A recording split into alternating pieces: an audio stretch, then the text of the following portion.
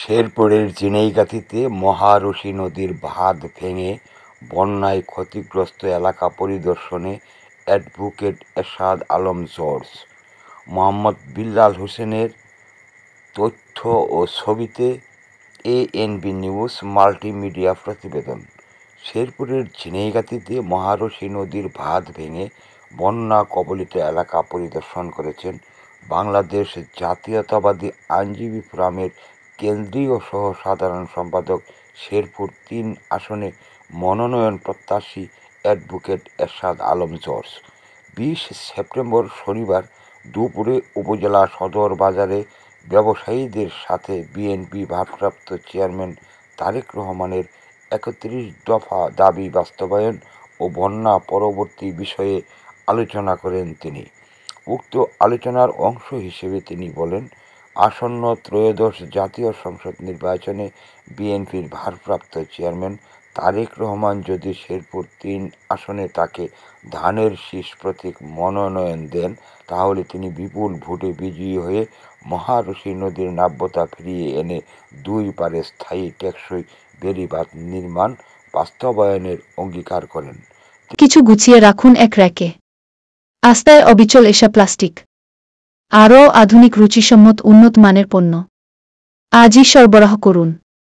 এশা প্লাস্টিকের যে সমস্ত পণ্য বাজারে পাওয়া যাচ্ছে, প্রয়োজন যেখানে, পাশে থাকার প্রত্যয়ে এশা ডেকোরেটর চেয়ার। পানির তৃপ্তি মেটাতে প্রতিদিনের সঙ্গী ডেইলি মগ। আরও রয়েছে জুনিয়র মাম পট। এশা প্লাস্টিক এখন গুণে মানে রুচিতে আরও এগিয়ে। প্রয়োজন যেখানে, পাশে থাকার প্রত্যয়ে এশা ডেকোরেটর চেয়ার। বিপুল ভোটে বিজয়ী হয়ে মহারশী নদীর নাব্যতা ফিরিয়ে এনে দুই পারে স্থায়ী টেকসই বেড়িবাঁধ নির্মাণ বাস্তবায়নের অঙ্গীকার করেন। তিনি আরও বলেন, মহারশী নদীর দুই পারে টেকসই বেড়িবাঁধ না থাকায় পাহাড়ি ঢল এসব এলাকার মানুষ প্রতিনিয়ত বন্যায় ক্ষতিগ্রস্ত হচ্ছে।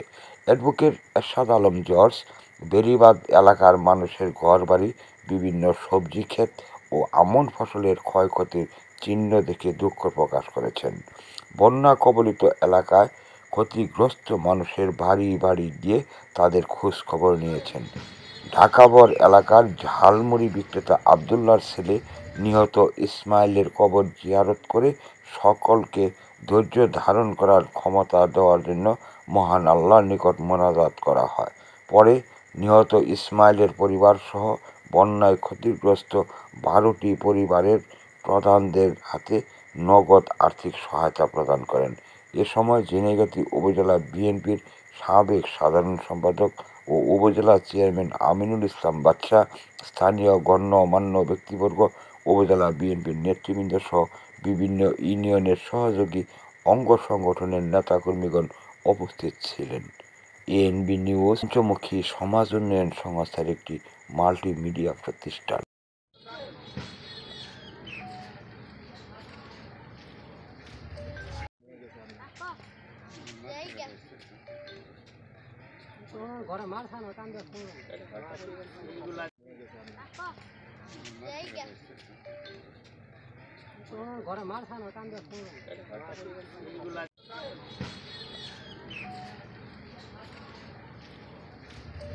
মহারশী নদীর ফুলকোড়ার এক অংশে ভেঙে গিয়ে 13টি পরিবার সম্পূর্ণ বাড়ি ঘর, তাদের আসবাবপত্র যা আছে সব বিলীন হয়ে গেছে।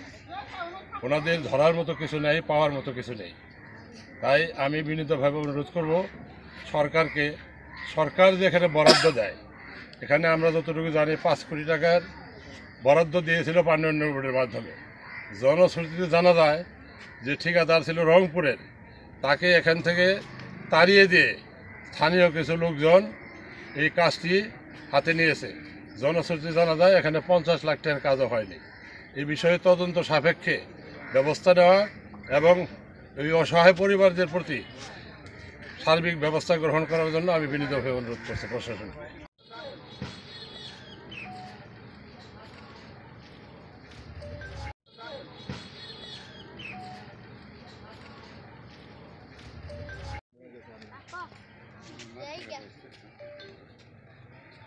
ঘরে মার খানো